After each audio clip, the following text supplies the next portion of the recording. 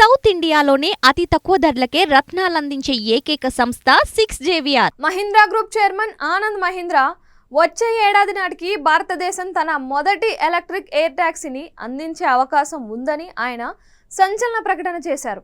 Twitter ఖాతాలో ఒక పోస్ట్లో మహీంద్రా ఇలా రాశారు: ప్రముఖ విమానయాన సంస్థ వచ్చే ఏడాదిలోగా ఎగిరే ఎలక్ట్రిక్ టాక్సీని తయారు చేసేందుకు మద్రాస్ ఐఐటిలో ఒక కంపెనీని ఇంక్యుబేట్ చేస్తోంది అని తెలిపారు. ఐఐటి మద్రాస్ ప్రపంచంలోనే అత్యంత ఎగ్జైట్ చేసే చురుకైన ఇంక్యుబేటర్లలో ఒకటి.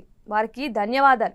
భారతదేశం అంతటా వేగంగా ప్రతిష్టాత్మక ఇంక్యుబేటర్ల సంఖ్య పెరుగుతోంది. ఇకపై నిజమైన ఆవిష్కరణలు లేని దేశంగా మన దేశాన్ని చూడలేం అని మహీంద్రా ఆనందం వ్యక్తం చేశారు. ధైర్యమైన ఆకాంక్షలు ముఖ్యం, పరిమితులను అంగీకరించవద్దు అని కూడా ప్రోత్సాహకంగా రాశారు. చెన్నైకి చెందిన స్టార్టప్ అయిన ఈ ప్లేన్ కంపెనీకి వచ్చే ఏడాది మార్చి నాటికి పట్టణ రద్దీ సమస్యలను పరిష్కరించడానికి ఫ్లయింగ్ ఎలక్ట్రిక్ టాక్సీని సర్టిఫైడ్ ప్రోటోటైప్ను అభివృద్ధి చేయడానికి సిద్ధంగా ఉందని ఏప్రిల్లో ముందుగా జాతీయ వార్తా సంస్థ తెలిపింది.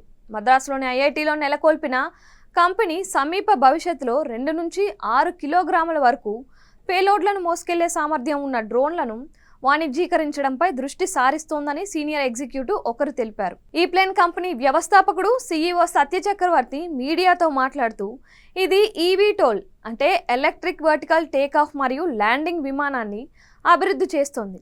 మొదటగా 3 లేదా 4 సీట్ల విమానంగా మార్చాం. దీనిని ఎయిర్ అంబులెన్స్గా మార్చొచ్చు అని తెలిపారు. వచ్చే సంవత్సరం మార్చి నాటికి మేము మొదట ధృవీకరించదగిన నమూనాను అభివృద్ధి చేయాలని భావిస్తున్నాం.